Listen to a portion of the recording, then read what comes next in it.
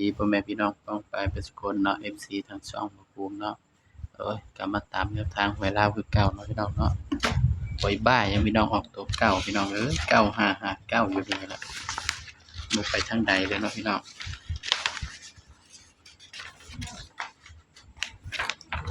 เสียดายอยู่พี่น้องให้เด่น2กับ0บ่มาเลยเนาะพี่น้องเนาะ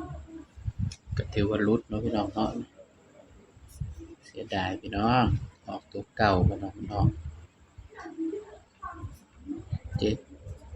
795ข้างล่างออก57พี่น้องเสียดายอยู่พี่น้อง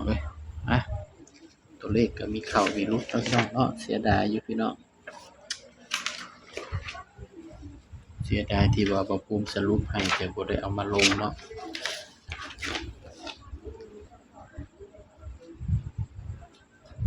ไผสิไปคิดว่ามันสิออกตัวเก่าเนาะพี่น้องเนาะเสียดายพี่น้องเสียดายเอากลับไปกันต่อเลยพี่น้องสำหรับมื้อนี้ก็ต้องขอโทษขออภัยเนาะพี่น้องเนาะหลุดก็คือหลุดพี่น้องนะไปกันต่อพี่น้องสำหรับแนวทางลาวพัฒนาเนาะงวดวันที่11ได้บัดนี้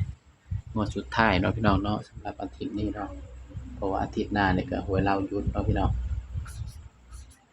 อาทิตย์หน้านี่หวยลาวหยุดเด้อพี่น้องเด้อหยุดเล่นสงกรานต์เนาะพี่น้องพุ่นแหละมันสิออกอีกทีหนึงน่าจะเป็นวันที่16พุ่นแหละพี่น้องเพราะว่ามันหยุดเล่นสงกรานต์เนาะพี่น้องเนาะหยุดปีใหม่เนาะพี่น้องเนาะสำหรับวันนี้ก็ถือว่าหลุดอีกแล้วเนาะพี่น้องเด่นก็บ่เข้าเสียดายอยู่พี่น้องตัวเลขก็มีเข้ามีหลุดเนาะพี่น้องเนาะมันหลุด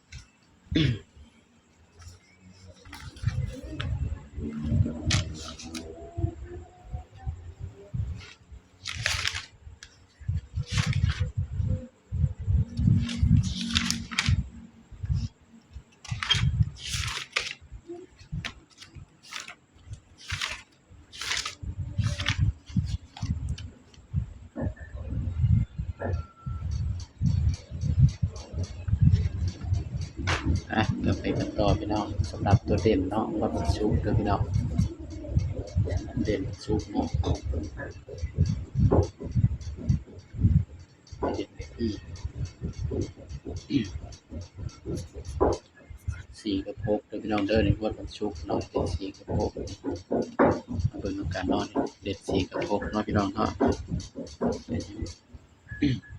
นัดใจกันเก่าเนาะพี่น้องเนาะ4กับ6เนาะก็พัดยัดคู่กันเลยพี่น้องเลย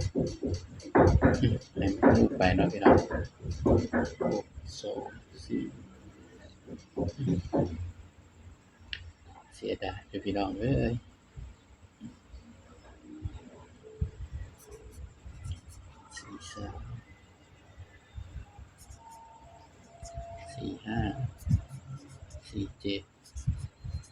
47 49มาเบิ่งนำกันบัดนี้63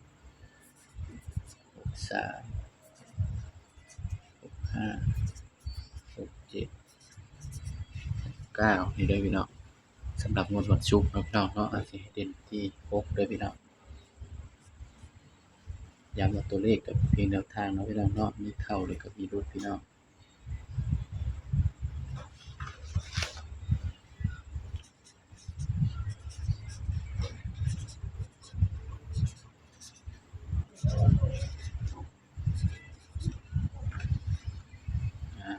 ชุด4 3ตัวนิดเดียวเนาะพี่น้องเนาะ